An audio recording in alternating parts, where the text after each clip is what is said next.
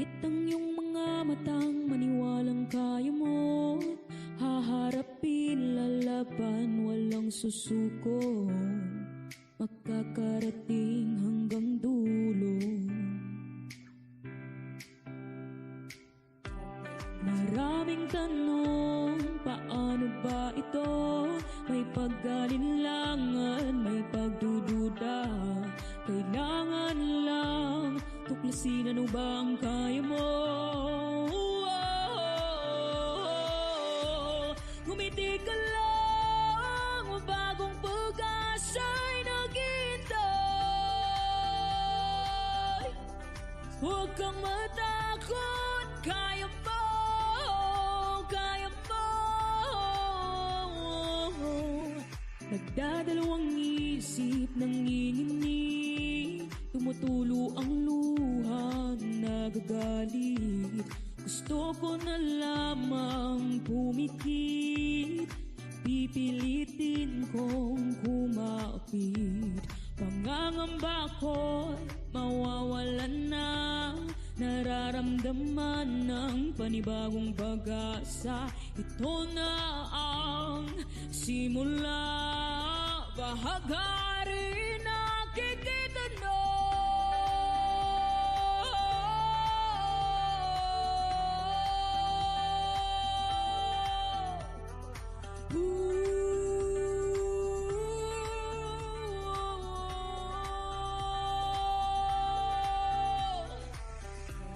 Ngumiti ka lang, bagong pag-asa'y naghihintay.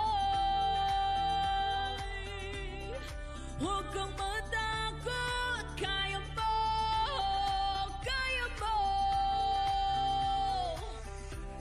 Ngumiti ka lang, bagong pag-asa'y naghihintay. Huwag kang matakot, kaya mo.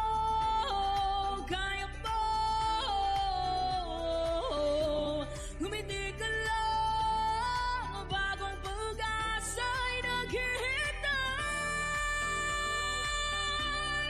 Huwag kang matakot, kaya mo, kaya mo, kaya mo.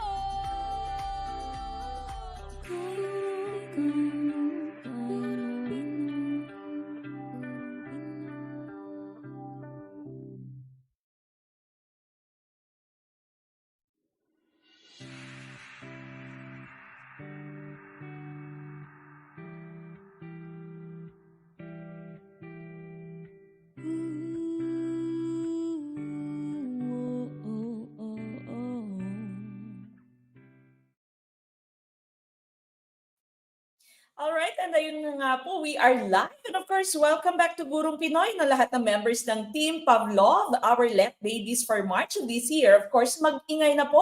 If you are a member of Team Pavlov Section A, pakilagay nga po present, no? Present.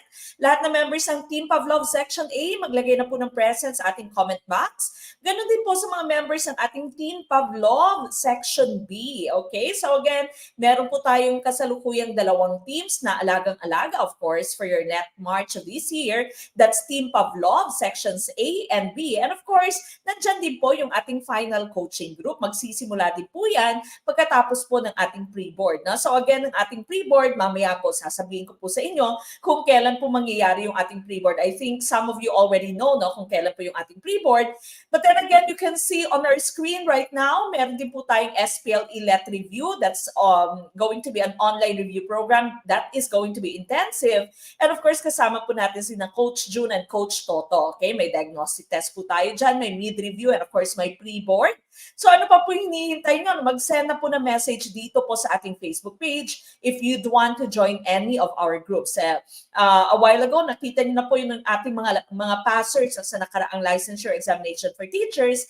And of course, our top-notchers. No? So hindi po imposible, sabi nga po ng ating kanta, na galing din po sa isa sa ating mga kaguro na si Ma'am Angelica, kaya mo kaguro. And of course, kakapasok ng balita, good news po sa ating mga unit earners dahil kayo po'y pinapayagan na. Basta yung list of your undergrad po, nandun lamang po sa ating listahan. Nakapost po dyan kagabi, no? Kung ano po yung mga undergrad na magiging under sa kung ano-ano pong mga majorship natin. So, i-check po yan mamaya. Na-lift na po muna, no? Hindi na po nila pinatupad muna yung pag-check ng inyong mga units, no? So, basta pasado kayo, basta undergrad kayo for a certain course, i-check nyo po sa ating listahan. Nakapost po yan kagabi. And that's also coming from the Professional Regulations Commission. No? So, that's a very good news sa ating mga unit earners. And so, kayang-kaya, magiging LPTs very, very soon. Okay? And so, Team Dewey naman po for LET September of this year, no? If you will be taking the LET naman in September at hindi ka pa po nakakapag-file for March, wala pong problema. Hindi po mawawala yung Gurong Pinoy. Nandito lamang po tayo. And of course, for September, the name of our team is Team Dewey. Ongoing pa rin po yung ating mga promo for our early birds.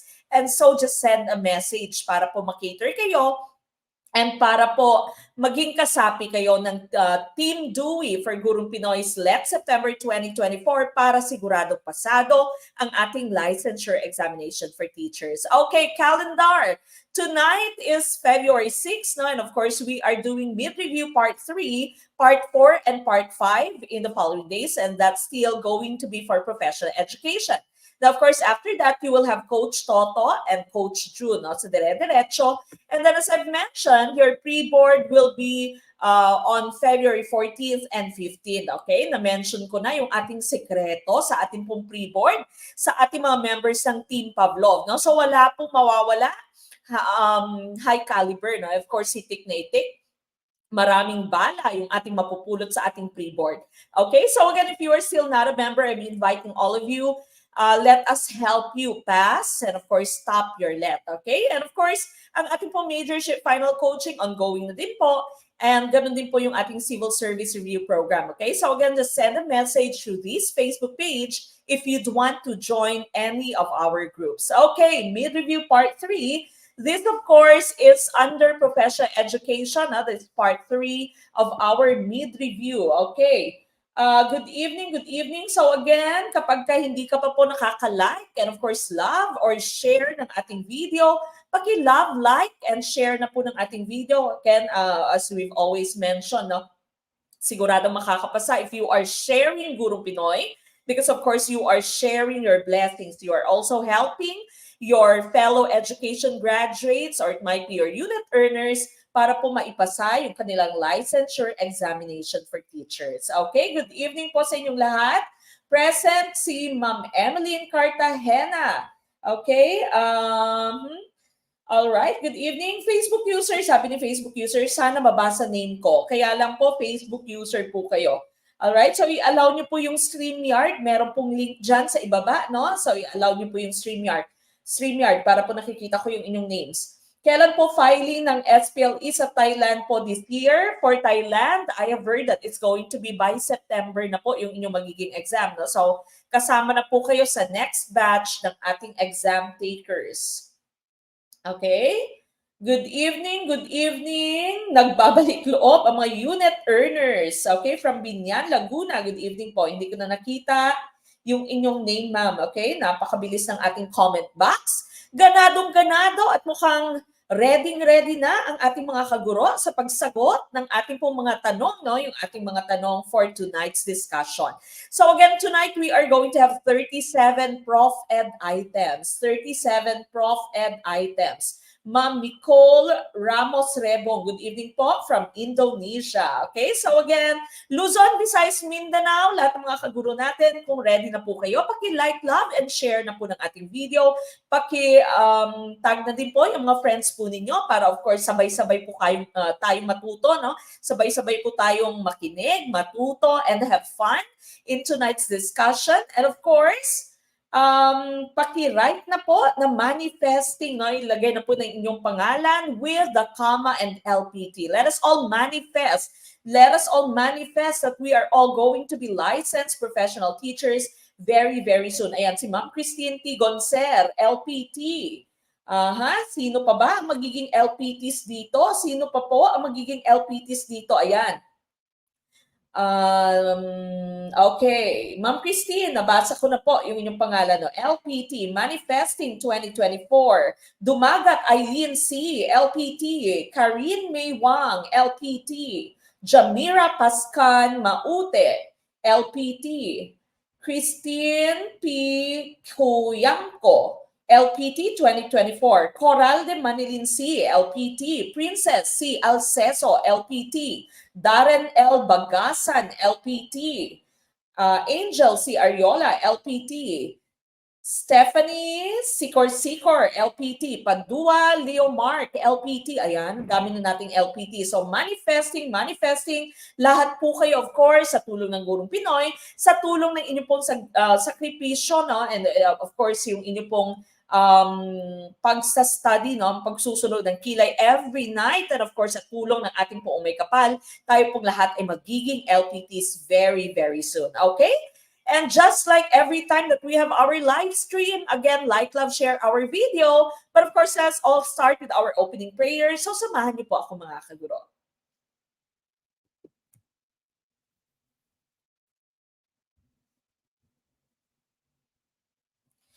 Dear Lord, I come to you to ask for your guidance and direction in this study session. I ask that the Holy Spirit fill me with strength, creativity, and understanding to get through my studies without difficulty or sin. Help me hold my focus and attention. Help me to retain all that I learned. Please make my mind sharp and keep distractions at bay.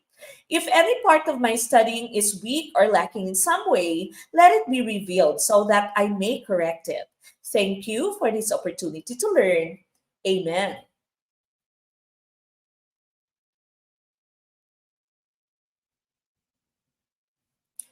All right, now once again, meet review part 3 under Prof Ed, like, love, and share our video. Again, kindly like, love, and share our video. Butak, Racheline Angelica, LPT. Norma A. Ignario, LPT.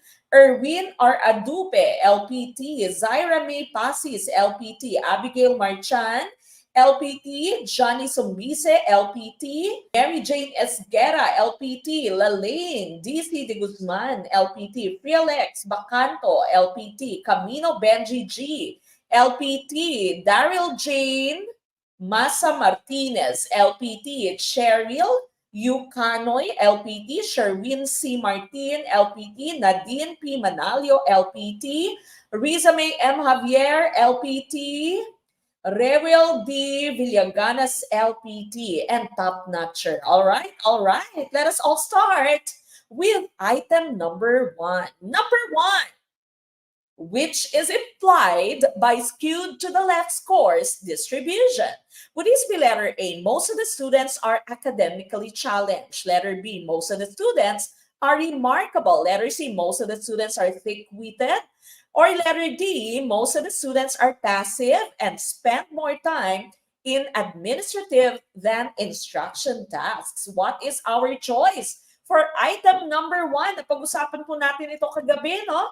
Sa mga team replay natin, welcome po. If you are a member of team replay, sana po ay mag-enjoy po kayo while learning and while replaying our video, no? Sa kung anong man pong dahilan ay hindi po kayo nakakapagpanood ng ating live, okay lang po yan. If you're a member of Team Pavlov, nare-rewind po, nare-replay yung ating video, so wala pong problema. Of course, sa ating po mga newbies, Team Newbies, good evening po, good evening and welcome. Okay, I see a lot of letter B sa ating comment box. Tumpak kaya ang letter B for item number 1? Tama kaya? Number 1 kaya tumpak? Or number 1 kaya ligwak na kaagad? Okay, what is implied by skewed to the left? Skewed to the left scores distribution. Ang tumpak na choice po natin dito, I see some A's, no? But a lot of you are saying letter B, and ang tumpak na choice po natin dito would be letter B. The students are remarkable, okay? So again, skewed to the left. Your A and C, parehas lamang po yan, no? Academically challenged. So that means medyo bobits, no? And of course, this one, thick-witted, bobits din po, Okay? So, ang tumpak na choice natin dito is letter B. Ang letter B natin, wala naman siyang kinalaman. No? So, ginawa lamang siyang distractor dyan. But of course, when you say skewed to the left, that means your students are brilliant. Your students are smart. Your students are remarkable. Okay? So again, if we are talking about skewedness, no? Kapag ka sinabi po nating skewedness, ang ating pong tinutukoy kasi is yung tail. So ito po yung tail, okay? Yung buntot, which means hindi po siya yung karamihan ng score. Hindi po siya yung umbok ng score. Kasi yung umbok po ng score ninyo nandito, no? So yung skewedness po ay yung mga outliers mo na iilan, okay? So iilan lamang po sila. Okay, so here, when you say negatively skewed or skewed to the left, kukonti yung mga nakakuha ng mababang grades, and most of them got very good scores, no? So positively skewed naman or skewed to the right, this is your skewed to the right, yung tail, the tapered end, no, is to the right, which means kukonti yung mga nakakuha ng matataas na scores at mas marami yung mabababa yung scores. Okay, so again, baliktad po siya. Kapag ka negatively skewed or skewed to the left, your students are smart. Kapag ka positively skewed or skewed to the right, your students got low scores or your students are bobits. Okay? So, isipin nyo na lamang po si Beyonce, di ba? To the left, sabi ni Beyonce. To the left, Beyonce is smart. Beyonce is brilliant. Okay? Negatively skewed, skewed to the left, your students are brilliant. Alright? So, mag-ingay. Congratulations sa mga nakakuha ng tumpak na choice, letter B. And of course, sa mga nagligwalkers naman, move on po kaagad. Alright, we go to item number 2. How do you classify the objective?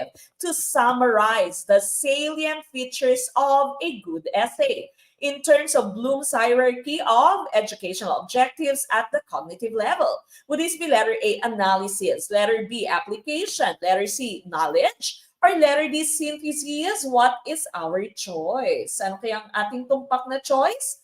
For item number 2. Hello, Coach. Na-miss ko po boses ninyo. 2023 Let Passer First Taker English Major. We love you, Coach Mek. I love you too din po. Na? So sabi niya, hashtag Tatak Gurong Pinoy. That's coming from Sir Jeremy De La Cruz. Of course, isa po sa ating libo-libong LPTs. Congratulations. Okay, Samut-sari po ang inyong sagot for item number 2. Nako, may ilang A's at C's. Karamihan ay letter D. Okay, so again, I have circled the term summarize. To summarize. Sir Jeffrey Arida, naku po, hello, good evening. Excuse me, nawawala yata yung boses ko. Rain? Rain? Rainy? Okay. Pasensya na po, no? Medyo nawawala yung boses natin. Ako, mag-ingat po kayo at uso po ngayon yung trangkaso. Okay? Uso po ang flu. Okay? So, ingat-ingat po. Medyo malamig kasi, tapos umiinit, no? Sir Jeffrey Arida, isa sa ating mga original members po yan. No? Team Thunders, good evening po. Of course, isa na din sa ating mga LPTs. Okay, I see a lot of letter D's for item number 2. Letter D, summarize the salient features of a good essay in terms of Bloom's educational objectives at the cognitive level. And of course, ang tumpak na choice po would be letter D. This is synthesis, no? You are putting together the different parts and of course, you are making your summary, okay? You are making your summary. So letter D po, ang ating tumpak na choice dito. Let's take a look at, of course, Bloom's taxonomy, no? The new version of our taxonomy, okay? So again, you have 6 different levels here. The 3 lowermost levels are what you call your lots, no? Or your lower order thinking skills. Then, of course, your higher 3 levels are your HOTS, or your higher order thinking skills. No? So yung lots mo, you have remember or remembering, you have understanding and applying. So again, remembering po, this is the lowest level. No? Remembering, this is just simple recall. Ang ating pong Gen Ed, no, usually it's just remembering. Recall of facts, define, list, name, identify. No? Those are some verbs that you may use for your remembering. Understanding, you are able to classify, you are able to discuss, discuss, explain using your own words. You're able to paraphrase, no? So nakakapag-explain ka na using your own words. That would be understanding. Applying or application, no? You're able to solve, you're able to demonstrate, you're able to interpret whatever it is that you have learned, you are able to apply. That's application, okay? So again, those are the 3 lower order thinking skills according to Bloom's taxonomy: remembering, understanding, applying. Then we go to your HOTS: analyzing, evaluating, and creating. So again, sa old version po ng Bloom's taxonomy, evaluate or evaluation was the highest, no, highest level. Sa newer version po, creating na siya. Yung creating po dati, this is synthesis, okay? So synthesis po ito. Now, when you say analysis naman po, when you say analysis, you analyze, you break down the different parts of a whole, no? Hinihimay-himay mo po ang iba't ibang parte ng isang buo, no? So isang kabuuan, hinihimay-himay mo, ina-analyze mo, no? You are breaking down its different parts. And of course, when you say evaluate, you justify, you defend, you judge, you criticize, okay? So you evaluate, so nag-judge ka ng quality ng isang bagay, ng isang opinion. And of course, creating here, which is synthesis, which is actually the opposite of analysis, is now at the topmost level. No? So when you say creating, you are putting together the different parts to make a new whole. Okay? So pinaka-importante po dito na bago. Hindi ka putumaya lamang, hindi ka po nagagaya lamang, hindi ka nagbimimik lamang. No? It should be something that's novel. So of course, if you're asked to summarize the salient features, no, ang ating pong questions ng kanina, you put together the different parts and you make your own summary. It is entirely your own, no? So it's novel. It is new. Gaya or ginawa mo talaga, no? So hindi mo kinopya lamang. And so synthesis po ang ating tumpak na choice. Okay? So synthesis ang tumpak na choice for this item. We move on with item number 3. A prelim test was administered twice to third-year B.Ed students, and the test results are consistent. What type of reliability was used? Letter A, person R test. Letter B, Kuder-Richardson formula. Letter C, split half method. Or letter D, test retest. What is our choice? Okay, what do you think is our choice for item number 3? Okay, so sabi ni Facebook user, mas na-excite akong umattend sa live mo, Coach Mac, kasi di ko nakikita sa quiz yung tamang sagot. Okay, so that is actually intentional po. Hindi talaga nakikita unless it's for mastery, no? Kasi yung ating pong test or yung ating pong answers would be discussed, no, during our live sessions. Gusto ko na malaman agad yung mga tumpak na mga choices, okay?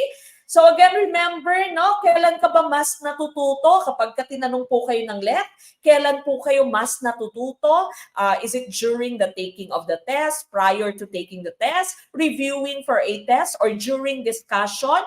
Yung inyo po magiging choice is during discussion, no? During checking. Diyan po yung mas malaking bulk ng ating pong pagkatuto. Kasi of course, diyan po tayo naliligwak, no? So every time that naliligwak tayo, okay lang po yan. Move on ka agad, no? Of course, we know na mas importante pong tayo'y nagli-learn. Tayo po'y natututo para po, of course, nadadala po natin ito sa actual LET. Okay? So, galing po sa mga testimonials ng ating mga previous students, mas marami po sa kanila na hindi napapasali sa ating passers list dito po sa ating quizzes, pero pasado sa actual na LET. At mas marami po sa kanila nagsasabi na mas mahirap yung ating quizzes dito kesa sa actual na LET. Okay? So, kaya po pinapahirapan natin kayo dito para of course when you take your LET, ay nako, mekus-mekus na lamang. No? Madaling-madali na lamang sa inyo kasi nga ay praktisado na po kayo dito. No? Na-practice na tayo dito. Alright? Letter D, ang nakikita kong choice niyo. And of course, ang tumpak na choice po dito would be letter D. Okay? So again, if you'd want to join us, sabi ni Sir Marhon, Paano po mag-join? Mag-send lamang po ng message dito po sa ating Facebook page. Okay, test, retest. And of course, no, nakita po dito, twice siyang binigay. Okay, so twice na binigay yung prelim test. No? Prelim test nila, twice po siyang binigay. And so this is your test, retest method. Exactly the same na test yung binigay. So test, retest lamang yung naging way to measure the reliability of the test. Okay, now what about the rest of your choices? Yung Pearson R test po, this actually is a coefficient. No? So coefficient po siya. This is a number between -1 and 1 and it measures the strength and direction of relationship between two variables. Kung nag-i-increase ba yung isang variable, nag-i-increase din ba yung other variable? Okay, so that's your Pearson R test. So kumbaga, it's measuring the strengths of the relationship between the two variables.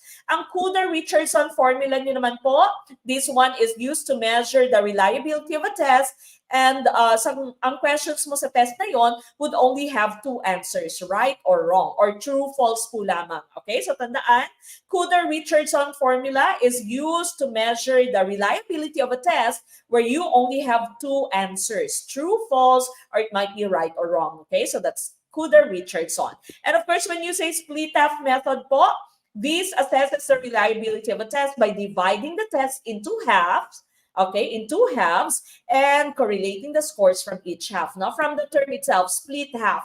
If you have a test that's 100 items, ini-split mo po siya into 50 items, and you try to check the reliability of one half and also the reliability of the other half, and then you correlate them. No? Kung mataas ba yung nakuha niya sa first half, mataas din ba yung nakuha niya sa second half? Is there a correlation between the scores of the students? All right, so that's split half method. But for number 3, letter D po lamang ang ating choice. Okay, so test, retest, ang tumpak na choice for item number 3. We go to item number 4. To manage behavior, the teacher needs to be able to identify the mistaken goals of students. What is the hidden goal of students who refuse to cooperate or participate? Would this be letter A? The goal is to isolate self. Letter B, the goal is to get revenge. Letter C, goal is to seek power. Or letter D, goal is to get attention. What is your choice? You have a student who does not want to join, who does not want to cooperate nor participate. Ayaw niya talagang gumawa, ayaw niya talagang mag-join. Sige na, join ka na. Ayaw ng inyong estudyante. So ano kaya yung mistaken goal ng student dito? No? What do you think is the mistaken goal? We have posted this kanina sa ating pong Facebook page, no? So you can find us on Facebook. Our Facebook page, of course, is Gurong Pinoy. We are also on YouTube. There's so many videos there sa ating YouTube channel. That's also Gurong Pinoy. And we are also on TikTok. Okay, so TikTok po, yung mga reels natin na kompleto, nasa TikTok po. And that would be Gurong Pinoy Let sa TikTok. Okay? But here, I see a lot of letter A's. Tama kaya ang letter A for item number 4? Okay, item number 4, I see a lot of letter A's. Ayaw niyang mag-cooperate, ayaw niyang mag-participate. Ang tumpak na choice here would be letter A. No? Ayaw niyang sumali. And so this means that the student wants to isolate himself or to isolate herself. Okay, wag niyo po akong pakialaman. Ayaw kong sumali, ayaw kong mag-join. No? I want to isolate myself. And that would be letter A. So tumpak ang mga nagsagot ng letter A. Congratulations. Of course, sa mga naligwak naman po, move on kaagad. Let's take a look at our 4 mistaken goals. No? 4 mistaken goals of misbehavior. So here, nakikita po natin yung 4 na mistaken goals. Ang una is attention. Okay? So nagmi-misbehave yung ating estudyante dahil gusto niyang makakuha ng atensyon. Because of course, as teachers po, we have to make sure we have to always involve all our students. Dapat, kasi di ba, yung mga estudyante kasi po natin arte, gusto nila, they have this feeling that they belong, okay? They want to feel that they belong in our class, that they have this sense of belonging, okay? So dapat po, pinapa-feel natin sa kanila na kahit na iba ka, meron kang ibang kakayahan, no? Kahit na medyo bobits ka, okay? Ito naman, masyadong mabilis, no? Fast learner, you are all loved and you are all welcome in my classroom. Okay? So what happens kapag yung isang estudyante po ay hindi nakakakuha ng atensyon, okay? Or hindi po nakaka-feel that he or she belongs to our classroom, no? Wala siyang feeling of belonging. And so ito po yung mga mistaken goals niya. Gagawa siya ng misbehavior para he or she would feel that he or she belongs in our classroom. Okay? So unang-una, attention. Kukunin nga yung iyong attention. Okay? So, kukunin niya po yung inyong attention. So, yan.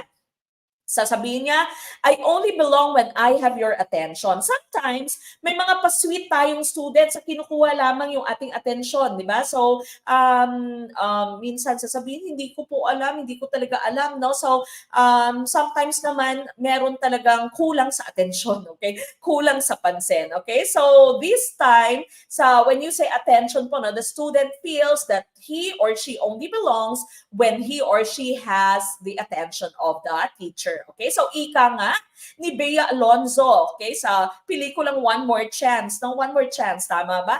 Kasi ang totoo, umaasa pa rin akong sabihin mo, sana ako pa rin. Ako na lang ulit. Okay? So, this is the type of student na gusto niya siya lagi. Ako. No? Bigyan mo ako ng iyong atensyon. No? Kakapasok ng balita lamang, break na po. Nako, hiwalay na po si Bea Alonzo at si Dominic. Hindi na po, ayan, sabi ni Ma'am Nadine, no? Break na po sila. Hindi na po matutuloy ang kasal. Okay? So, attention seeker. Ako.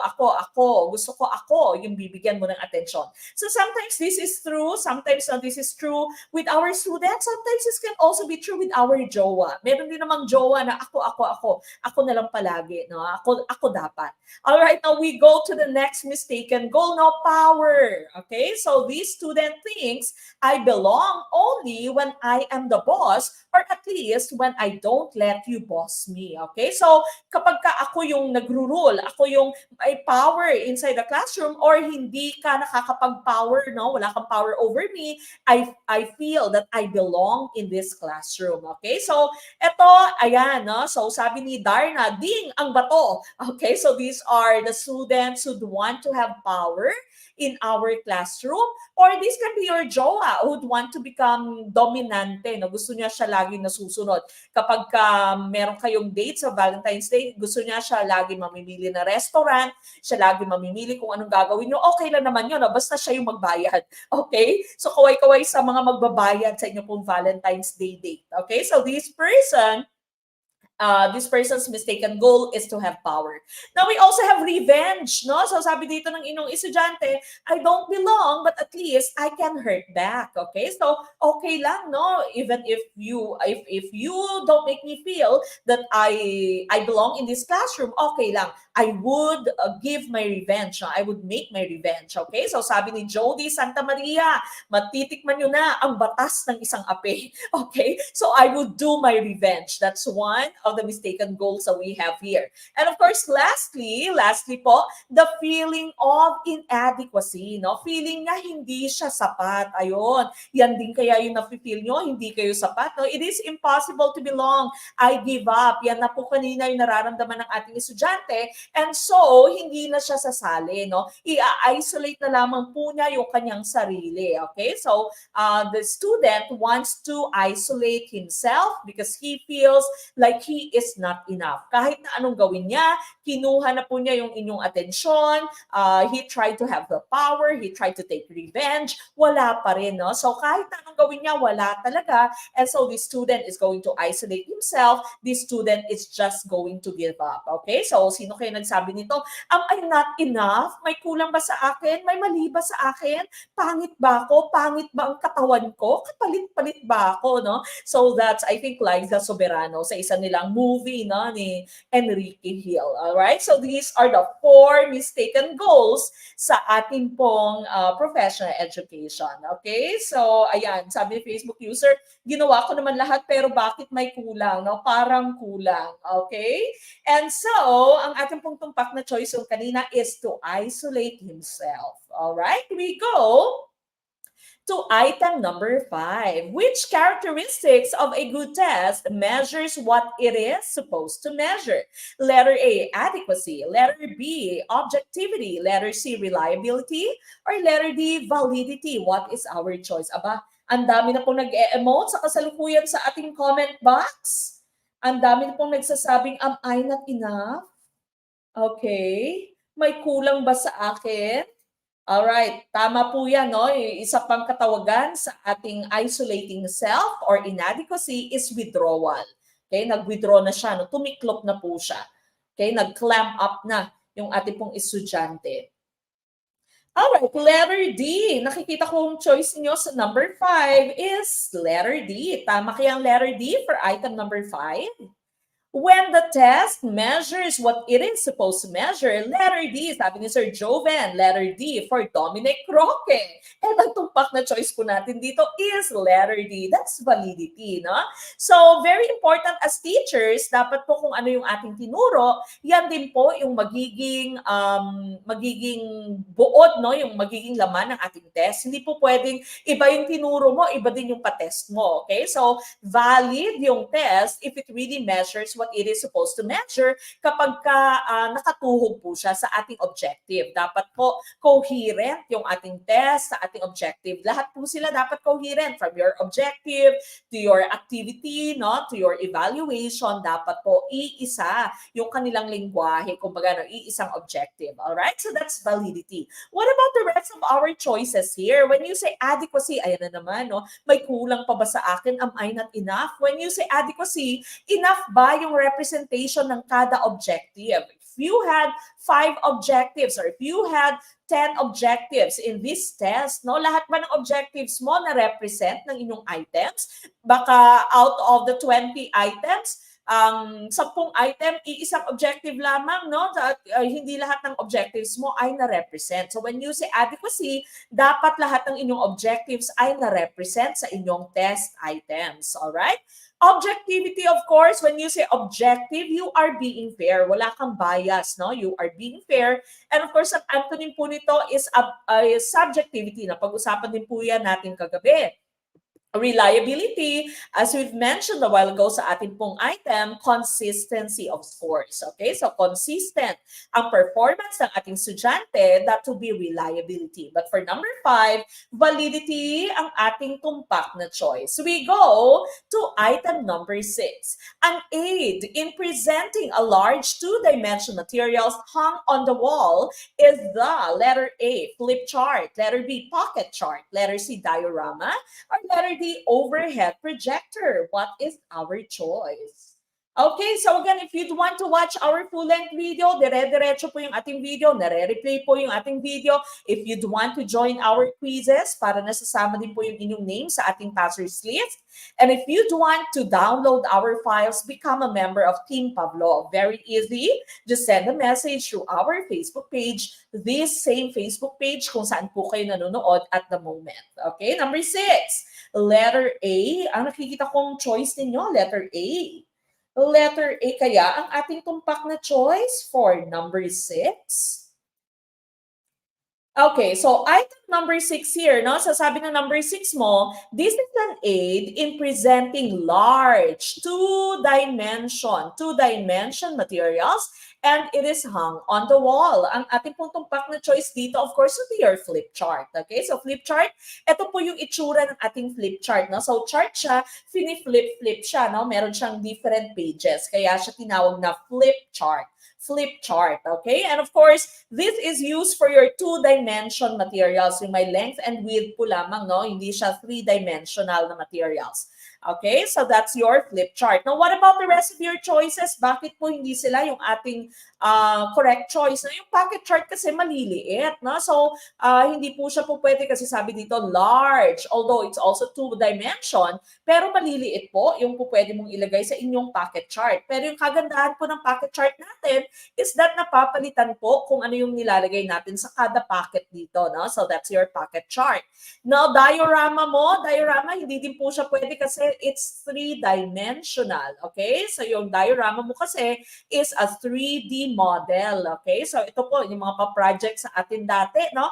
Especially it might be in science, meron tayong mga pa-project na ganito. Sa TLE, marami po dito, no? So, yung mga pa-project nyo, three-dimensional models, these are your diorama. Ang overhead projector, we know this to be the nanay of our LCD projector. No? Ngayon, LCD na yung ating projector. Dati, overhead po siya, may transparency pa. Parang meron siyang table na ilalagay mo yung transparency mo, no? Tapos meron siyang pailaw na gano'n. Okay? So, hindi din po overhead projector ang ating hinahanap. Alright? So, letter A for item number 6. We go to item number 7. Okay, number 7, a developmental disability significantly affecting verbal and non-verbal communication. At pinaka-importante dito, social interaction. This disability is usually evident before the age of 3. Would this be letter A, autism, letter B, impairment, letter C, Down syndrome, or letter D, handicap? Okay, what is our choice? Okay, napakadali ng ating question. Napakadali. For communication and social interaction. Social interaction, kaya po siya aking binilugan. Again, when you get your questionnaire sa Actualet, po pwede pong bumilog, po pwede pong maglinya, mag-underline, magsalungguhit, no? Po pwede pong ilagay lahat ng formulas, lahat ng ating mnemonics para kahit na nasa middle ka na ng test, nakalimutan mo, po pwede niyo pong balikan. Okay? And of course, ang tumpak na choice po natin dito would be letter A, autism. And I'm, of course, one of the proud mothers of an awesome kid, no? So my son, who is 21 months, no, has probable ASD. Although probable pa lamang because we had him diagnosed very early, no? Kasi nakikitaan ko na siya ng mga kukonting signs, all right? So as parents po, kapag ka meron na kayong nakikitang signs na medyo kulang sa social interaction, medyo wala siyang eye-to-eye contact, kapag ka tinatawag niyo po yung kanyang pangalan, hindi po siya nagre-respond, no? So medyo be wary na, no? Ipa-check nyo na po. It's very important that you have your child checked as early as possible, no? So I had him checked, I think 1 year, 5 months pa lamang yung aking anak. Pina-check na po namin siya and undergoing na po siya ng therapy. Kasi early intervention is very important for kids like them, no? There's nothing wrong with them, no? So iba lamang yung kanyang development, no? Kaysa sa kanyang ate. Kung yung ate niya kahit na once mo lang pasadahan, alam na niya kaagad. Yung baby ko naman yung lalaki, na usually kasi sa lalaki po siya nakikita, yung lalaki naman, kailangan pa niya ng konting scaffold, okay? So, kailangan pa niya ng konting push, okay? So, as parents, we have to be the first ones to accept that our kids need help. And of course, we have to seek for that help no, as early as you can. Pa-help nyo na po yung ating mga bata. Andyan lamang po yung ating professionals. No? Marami pong professionals sa kayang-kayang tulungan yung ating mga bata hanggang sa maging at par na po sila with their peers, no, until they are able to, communicate and they are able to live on their own, no, eventually. Okay, so he is undergoing occupational therapist, speech therapist, no. So we are very hopeful, of course, no. So wala pong kaso. All of our kids are different, okay, and we have to embrace their differences. All right, now what about the rest of your choices? Again, yung letter C mo po, Down syndrome. This is trisomy 21, no. So trisomy 21 po ang ating Down syndrome. Dati po tinatawag silang mongoloid, no? So ngayon hindi na po siya politically correct. Hindi na po siya pinapayagan, no, na gamitin natin yung term na mongoloid. Okay? So when you say trisomy 21, imbis na 2 copies po lamang yung chromosome 21 kasi each of our chromosomes in our body, 2 kopya lamang po. Sa kanila, 3 copy ng chromosome 21. No? So you see them, they all look the same. Okay? So that's Down Down syndrome. Letter C, no? So what about your impairment and handicap? You remember na pag-usapan na po natin, no? Napag-usapan na po natin ang impairment, disability, and handicap. Okay? So, ano kaya yung pagkakaiba ng impairment, disability, and handicap? Okay? So again, kalkalin natin. Ano na ba yung ating alam without using Google, no? Without consulting Google? Ano na yung inyong alam about impairment, disability, and handicap? Kasi po tinatanong yan ni Lep, ano yung differences between these terms? Okay, sabi dito ng isa nating kaguro sa YouTube, gagaling po ba kapag may autism? Well, technically speaking, no, hindi po siya gagaling kasi hindi po siya disease. Okay, so we don't use the term gagaling. But of course, there would be the difficulties sa social interaction. Some of them are non-verbal, no? So, yung anak ko, verbal naman siya. So, ini-enhance lamang namin yung speech niya through speech therapy, but hindi natin sinasabing gagaling kasi hindi po siya sakit, no? So what we can do is to help them, aid them, scaffold them para more or less ay ma-minimize po yung kanilang difficulties with the interaction with their peers, no? Alam nyo, marami nga pong iba hindi nila alam na meron pala silang ASD or nasa ASD pala sila. Meron pala silang autism. Hindi nila alam, no? So maaring kayo hindi niyo alam.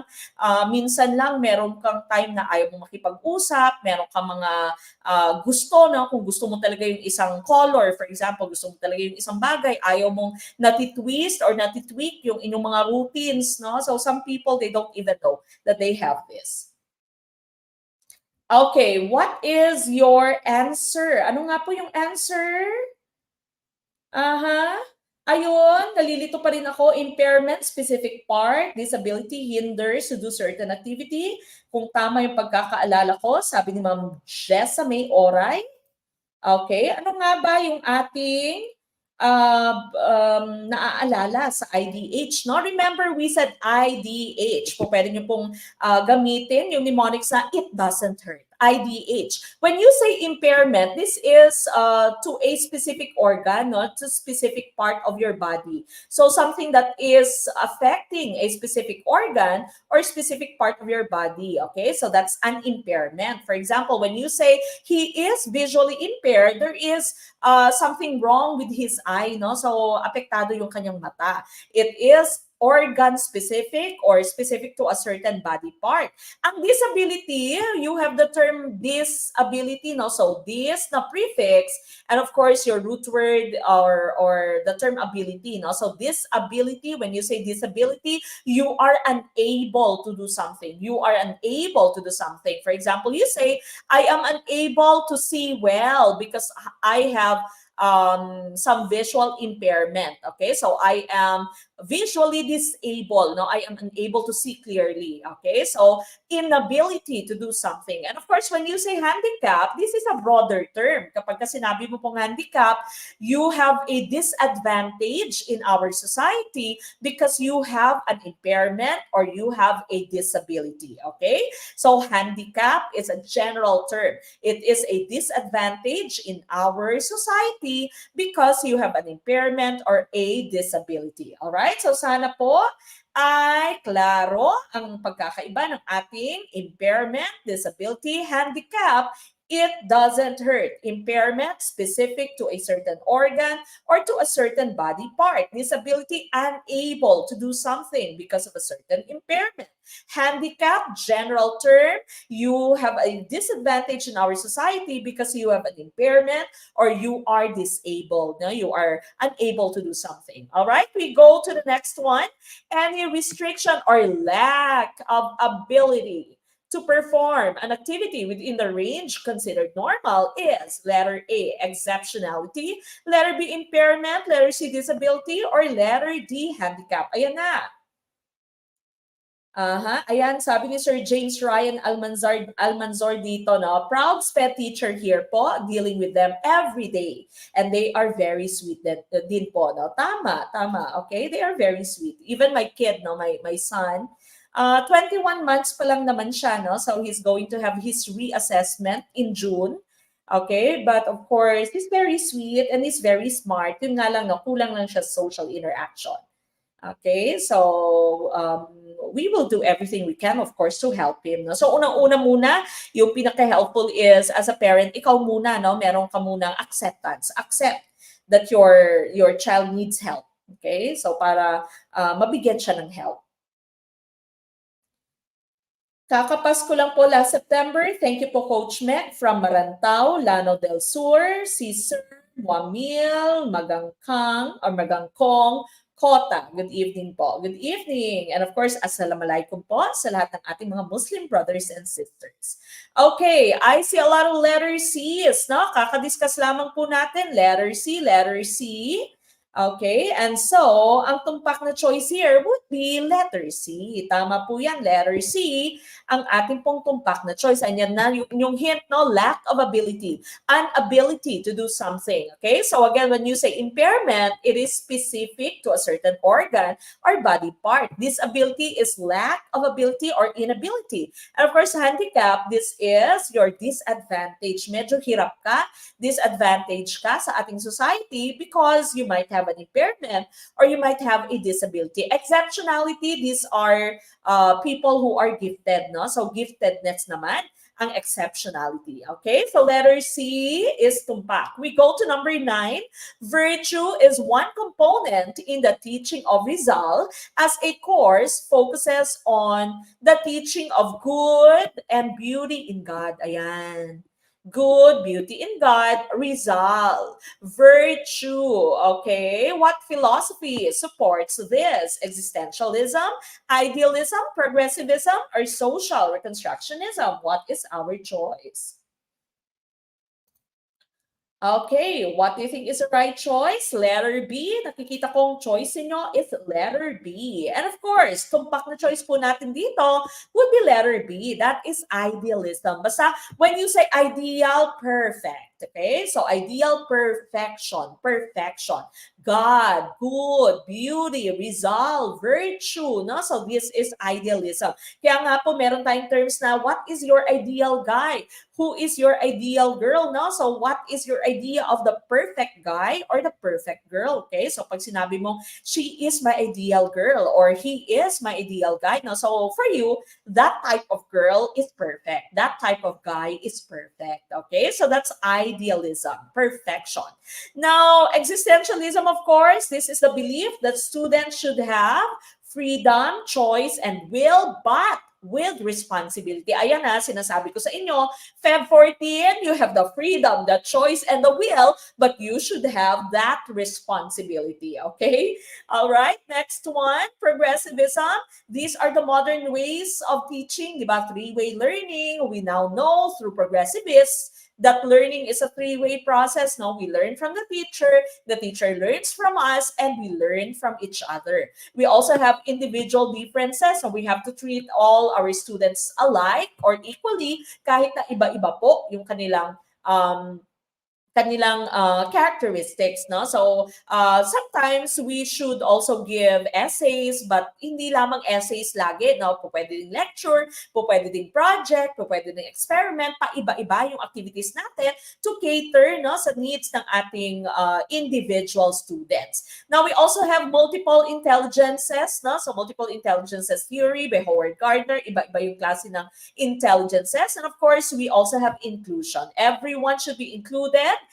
Education should be for all, okay? So everyone should have the access to education. So kahit na this person has special needs, this person still needs to be educated. Kahit na this person is working, this person still needs to be educated, okay? So that's inclusion. Kahit na iba yung lahi niya, iba yung kultura niya, no, yung mga Muslim brothers and sisters natin, everyone should be included in education, all right? Now, what about social constructionism? We have to teach ways to our students so that we can improve our society. No? Pinaka-common na question about social reconstructionism sa LET is what is their goal or what is their focus? No? And their answer there would be social problems. Yung focus po nila is social problems, and they are teaching ways to the students so that the students can help improve the society. Okay? But here, letter B is tumpak. Number 10, Teacher Divine is assigned in a rural area near a lake. Teacher Ellen in a depressed community. Teacher Fina in a hostile area yet abundant in resources. And Teacher Ginger in a place where standard of living is high. Who among the public school teachers is entitled to a special hardship allowance? Letter A, Teacher Divine. Letter B, Teacher Ellen. Letter C, Teacher Fina. Or letter D, Teacher Ginger. What is our choice? From Eastern Samar, Ma'am Diana Borja. Good evening po. Batch October 2, 2022, let passer here. Love it. Watching your live, Mamek. Na-miss ko. Makinig sa lecture mo. Sa batch ko, lahat ng turo mo, marami talagang lumabas. At ang galing-galing magturo ni Mamek. Wow, salamat naman po. Advance congratulations sa lahat. And again, thank you so much, Mamek. Proud Gurong Pinoy. That's coming from Ma'am Norhi GP. Congratulations. And of course, salamat po sa pagbisita sa ating bahay. Oh, wow. Merong iba dito nagsasabing sa bahay na lang po sa Feb 14. Aha. Naka-overtime ako sa work sa Feb 14. Sabi ni Facebook user. Okay, number 10. What is our choice? I see a lot of letter C's. Aha, medyo may mga kalituhan pa na maaaring marami po sa atin ng mga bago-bago pa lamang dito po sa Gurong Pinoy or bago-bago pa lamang sa ating pong discussion. Okay, so you have 4 teachers here, no? So Teacher Divine, Teacher Ellen, Teacher Fina, and Teacher Ginger. Okay, so yung question po is, sino yung entitled to siya? Okay, siya, SHH, no? SHA, sorry. Special Hardship Allowance. So again, you have Teacher Divine. Si Teacher Divine po sa rural area. Nasa, say, bundok, no? Nasa bundok siya. Or maaari namang hindi masyadong bundok, kasi rural din naman yung mga towns natin, no? Basta hindi siya sa urban area, wala siya sa city.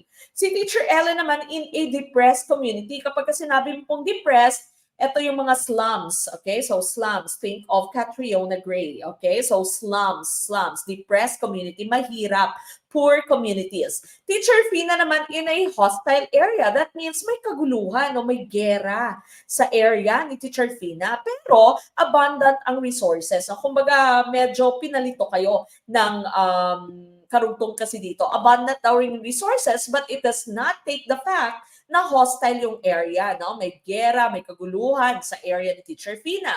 And of course, si Teacher Ginger naman, in a place where standard of living is high. Kunwari, nasa Singapore naman si Teacher Ginger or nasa Manila, now since we are talking about the special hardship allowance for our public school teachers, okay? And so, sino kaya yung entitled sa kanila? Ang tumpak na choice po here would be letter C. That's Teacher Fina because nasa gera si Teacher Fina, okay? So, hostile area, may kaguluhan, her life is in danger, no? So, that makes her entitled to your special hardship allowance, okay? So, here, this refers to an additional compensation generally paid to teachers who are exposed to hazards and difficulties because of the nature and or location of their work, okay? Although meron kang rural area dito, you have a hostile area. So out of the two, mas mataas pa rin, no? We set priority to those in hostile areas, okay? And so Teacher Fina po ang ating tumpak na choice. Now, our special hardship allowance is 25% of our monthly salary. Dati po 2.5% lamang siya, ngayon po 25% na po siya, okay? So letter C, ang ating pong tumpak na choice. Nagkamali, pero natuto, ayon, nalito sa abundant resources. Yes, okay? Nilito po kayo sa abundant resources ng LEP. Alright, we go to item number 11. Ito, si Ginoong Piaget, paulit-ulit na po itong ating pinag-uusapan, no? So, Piagetian stage, characterized by the development of abstract systems of thought that allow them to use propositional logic, scientific reasoning, and proportional reasoning. What is this? Letter A,